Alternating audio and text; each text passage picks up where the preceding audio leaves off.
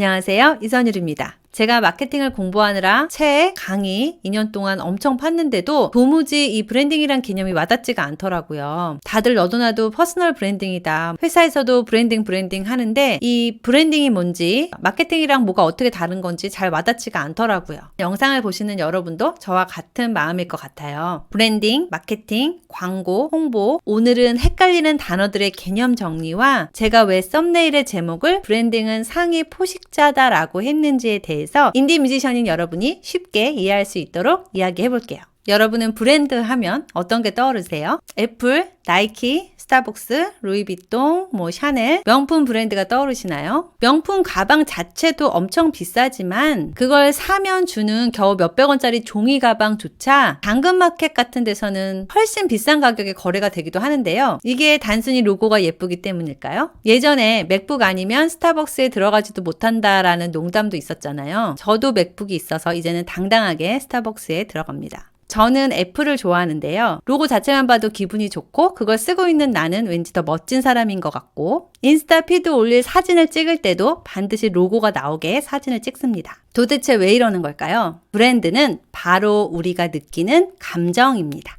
애플을 볼 때, 샤넬을 볼 때 저마다 느끼는 감정이 있죠. 그걸 퍼스널 브랜드로 사람한테 적용을 시키면 우리가 어떤 사람을 볼 때 애플이나 샤넬을 보는 것처럼 가치가 있고 고급스럽게 느껴져서 우러러 보게 되기도 합니다. 인기 연예인이 그렇고 좋아하는 유튜버나 인플루언서들한테 느끼는 감정이 그렇죠. 그게 바로 퍼스널 브랜드입니다. 그렇다고 누구나 다 알만한 사람, 단순히 알려진 사람이라고 해서 높은 브랜드 가치를 지니는 건 아닙니다. 믿고 보는 배우처럼 명망 있고 평판이 좋은 배우가 브랜드의 가치가 높겠죠. 이런 사람들과 친분을 가시하고 싶은 건 명품 가방을 들고 다니는 거나 비싼 차를 타고 다니는 것처럼 후광 효과까지 더해져서 나까지 가치가 저절로 올라간 것 같은 기분이 들기도 합니다. 자, 그럼 여러분이 많이 들어본 광고, 홍보, 마케팅, 브랜드, 브랜딩 뭐가 다른 걸까요? 책 마케팅 교자대에 나와 있는 내용을 가져와 봤어요. 그림을 보면 한 번에 이해가 되실 텐데요. 책에는 이렇게 나와 있습니다. 마케팅은 회사가 고객에게 전하고자 하는 메시지를 잘 알리고 원하게 만드는 것이다. 홍보는 전하고자 하는 메시지를 제3자가 대신해서 잘 알리고 원하게 하는 것이고 광고는 마케팅 메시지를 지겨울 정도로 반복해서 알리는 것이다. 브랜딩은 마케팅, 홍보, 광고와는 다르게 고객 관점에서 이야기한다. 다시 말해 브랜드는 회사의 상품과 서비스에 대한 고객의 생각 혹은 직감이고 브랜딩은 이를 만드는 과정이다. 그림에서도 브랜딩은 여자가 이미 상대방 남자가 괜찮은 남자라는 걸 잘 알고 있다는 뜻이죠. 쉽게 말해 마케팅은 내가 괜찮은 사람이라는 걸 알리기 위해서 여러 전략을 짜서 실행하는 포괄적인 개념입니다. 브랜드 가치를 이용해서 잘 팔면 이 또한 마케팅이 잘 되었다고 볼 수 있겠죠. 내 노래가 혹은 공연 티켓이 잘 팔리도록 하는 모든 전략과 방법이 바로 마케팅입니다. 홍보는 다른 사람의 입소문과 같은 거예요.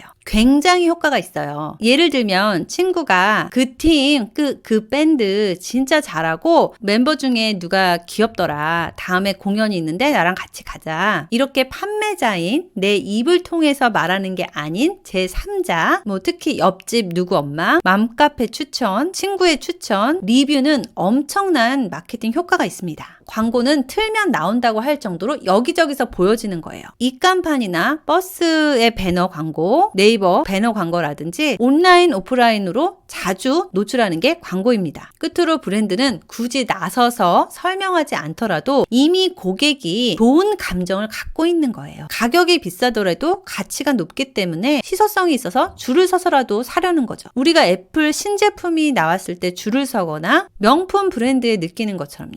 뮤지션으로서 높은 가치의 브랜드를 지닌다면 쫓아다니면서 좋아해달라고 나를 어필할 필요도 없겠죠. 서로 나를 가지려고 달려들겠죠. 그렇기 때문에 브랜드는 상위 포식자인 셈입니다. 짐작하시겠지만 브랜드는 몇 개의 광고 가지고 되는 차원이 아닙니다. 오랜 시간이 걸립니다. 감정이라는 게 하루아침에 만들어지지 않잖아요. 게다가 좋은 감정이 들어야 되니까요. 물론 한눈에 반할 수도 있지만 한눈에 반한다고 해서 바로 사귀거나 결혼을 하지는 않잖아요.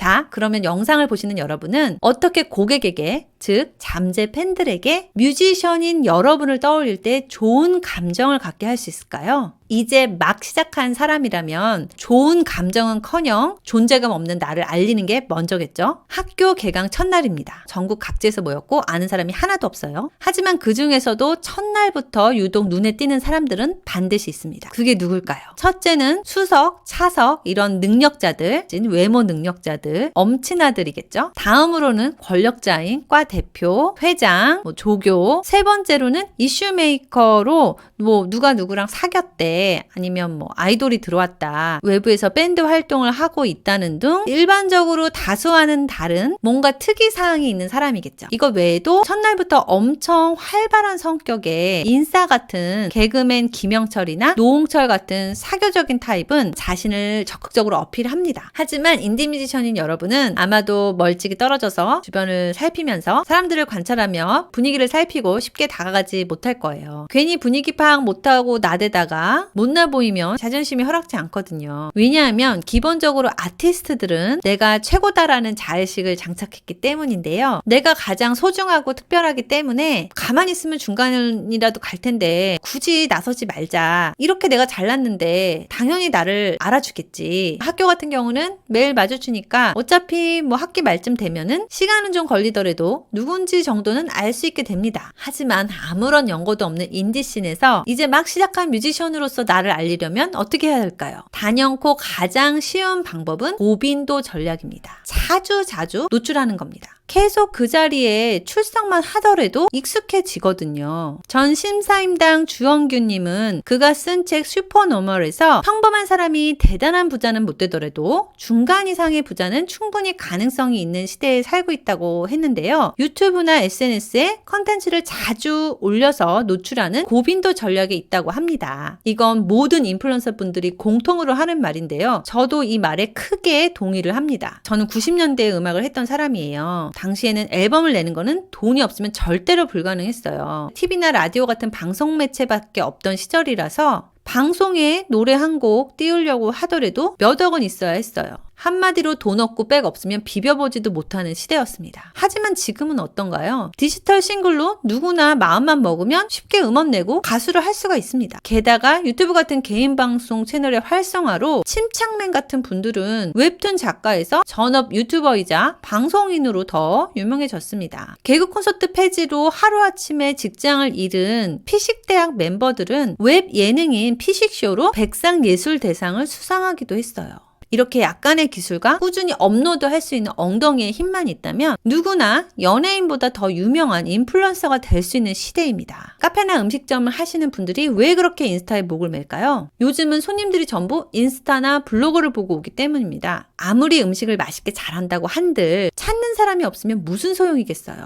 여러분의 음악이 아무리 훌륭하다고 한들 들어주는 사람이 없다면 무슨 소용입니까? 장사가 안 된다고 무작정 밖에 나가서 전단지를 돌리는 것보다 잘 브랜딩된 인스타 계정 하나로 대박이 나는 시대입니다. 그러니까 인디뮤지션인 여러분도 다짜고짜 가수하겠다고 음원부터 내지 마시고 인스타 계정부터 만들어서 나를 알리는 게 먼저입니다. 아니, 반드시 그러셔야 합니다. 반드시 그렇게 하셔야 여러분의 노력과 시간과 에너지에 대한 보상을 받을 수 있어요.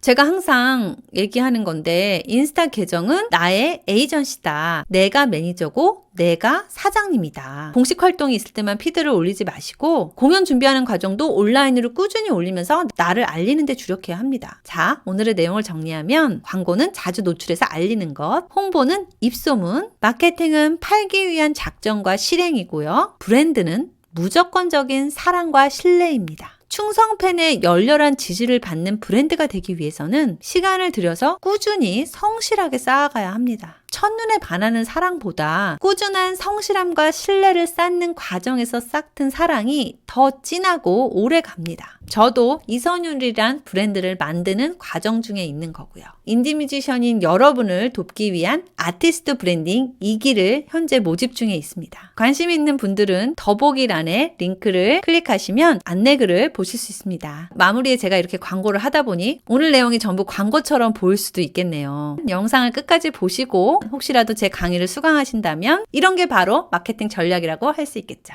영상 봐주셔서 감사합니다. 도움이 되신다면 구독과 좋아요 부탁드립니다.